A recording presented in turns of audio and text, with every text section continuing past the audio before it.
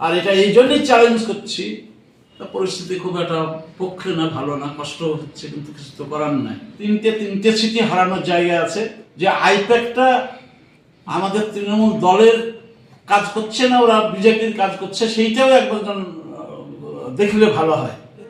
2011 সালে এখানে সিপিএম এর প্রার্থী, 16 সালে আব্দুর রাজাক জিতে, পরবর্তীকালে 21-এ তৃণমূলের হয়ে দাঁড়িয়ে তিনি লড়াই করেছিলেন।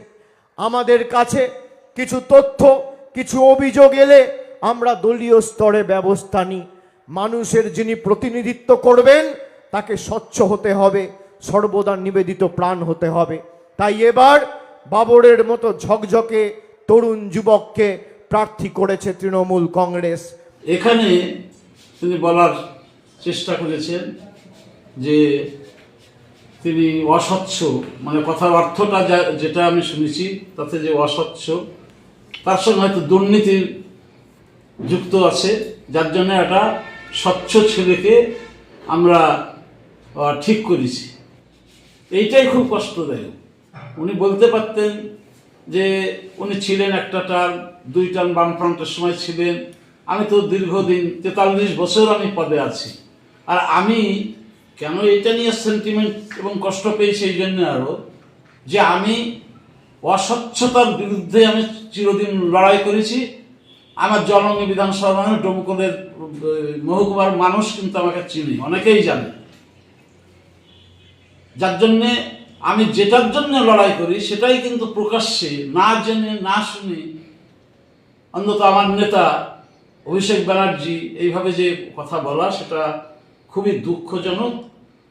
আর এটা এই জন্যই চ্যালেঞ্জ করছি যে যদি যারা অভিযোগ করেছে, যেখান থেকে পেয়েছে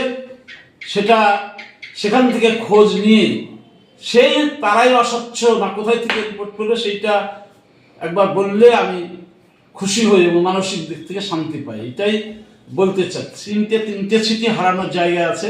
দলকে বলবো যে আসলে এটা দেখে, মানে নির্বাচনের যে কাজকর্ম সেই কাজকর্ম করুক।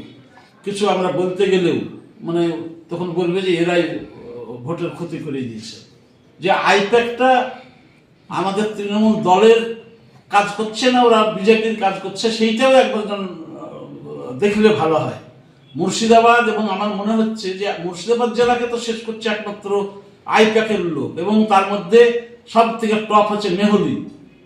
প্রথম থেকেই এমন অবস্থা করেছিল জলম মির্জা বলার নাই, এবং যেগুলো যত কিছু কথা বলেছে কোনোটা কার্যকারী হয়নি, এবং উল্টো কথা, উল্টো রিপোর্ট করা, এক কথা কোনোদিন বললে এটা দেখবো বলে কোনোদিন না দেখা, মানে গ্রুপবাজি তৈরি করা, এইসবগুলো করে জলমের এই জায়গায় মানে গিয়েছে। যে আমি চ্যালেঞ্জ দিচ্ছি যে এই রকম বদনাম আমি করিনি কোনোদিন। কেউ যদি কোনোভাবে করে থাকে সেটা জেনে কারা বলেছে, তথ্য দিয়েছে, সেটা বললে আমি অন্তত মানসিক দিক থেকে শান্তি পাই বা পাই। শক্তপোক্ত কিরকম শক্তপোক্ত আমি জানি না, যারা দুর্নীতি করে তারা বোধহয় শক্তপোক্ত হয়। সেই ক্ষেত্রে আমার দুর্বলতা আছে, এটা স্বীকার করতে পারি যে আমি দুর্নীতি কোনোদিন করতে পারিনি, আমি ধাপ্পাবাজি রাজনীতি করতে পারি না, যার জন্য আমি এইদিকে পরিপক্কতা আমার নাই। পরিস্থিতি খুব একটা পক্ষে না, ভালো না, কষ্ট হচ্ছে, কিন্তু কিছু তো করার নাই। সেটা না, মানে যেগুলো আছে সামনের সারিতে করে যেগুলো করছে সেই জন্যে ভোটটা হবে না, মুখ দেখে ভোট হবে না, একবার পরিষ্কার কথা।